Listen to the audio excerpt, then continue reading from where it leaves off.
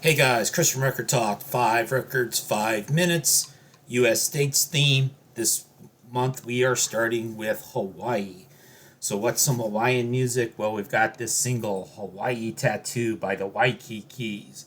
They sound like they're straight off the beach, right? Well, actually, they're straight out of a music studio in Belgium. So, this was surf rock, but it was originally recorded by Belgians in 1961, was a hit in the US, at least a number 33 hit in 1965. Pretty cheesy and stereotypical with ukuleles and steel guitar and my grandma's organ. I could have picked something by the Ventures like Hawaii 5-0 or any old record that is exotica with a model pretending to be a hula dancer on the cover. Idaho. Idaho is tough. I thought about the B-52's Private Idaho, that song.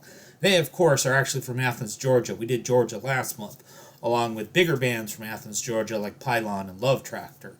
But I've actually got some legitimate music out of Idaho. We've got Built to Spill, 1999, alternative or indie rock. I don't know what year we changed the name from alternative to indie, but this group featuring members originally from Boise, Idaho.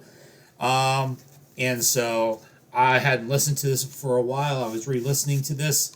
I mean, it's nice. It's probably a bit more indie and not as grungy as somebody like me would like. I probably don't like this record quite as much as you think I would.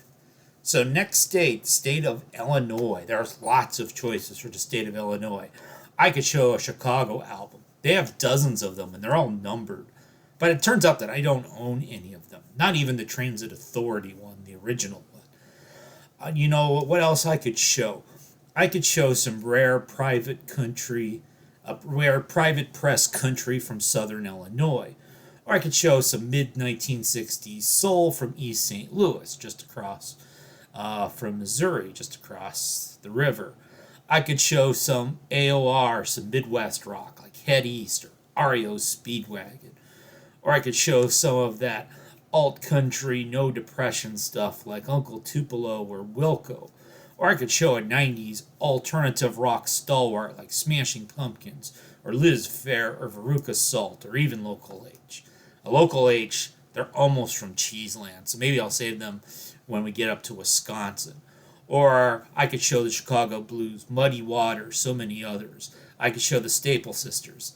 Now, I like College Town, so we're going to go down the Champaign for some Poster Children or some or maybe we're going to go by Urbana and we're going to stop by the American Football House. It's probably just some house in the student ghetto where too many 20-year-old guys would host house parties that would get made fun of as being sausage parties, and sometimes between just drinking and trying to get laid. They made a classic Midwest emo record, not a Midwest rock record like Head East, but Pitchfork said this was the most influential album in the genre. Pitchfork never said that about Head East. Indiana. So, who's the native son of Indiana? It could be Hoagie Carmichael. It could be Michael Jackson. It could be the Zero Boys. The Mysteries of Life. Burl Ives. 2/5 of Guns N' Roses.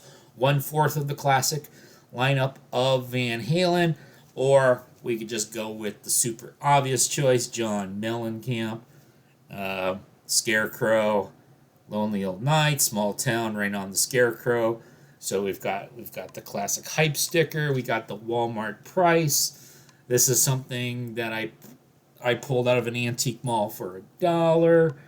And so there's John Mellencamp and the crew. They used to refer to him as Johnny Cougar.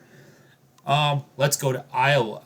And so here's a choice from Iowa. The best of Lynn County, the San Francisco years. What the hell is this? It's Psych, late 60s Psych from Iowa. Of course, they then went out to San Francisco because it was the summer of love and they wanted to entertain 12-year-old Mazzy. Of course, Lynn County is actually in Cedar Rapids.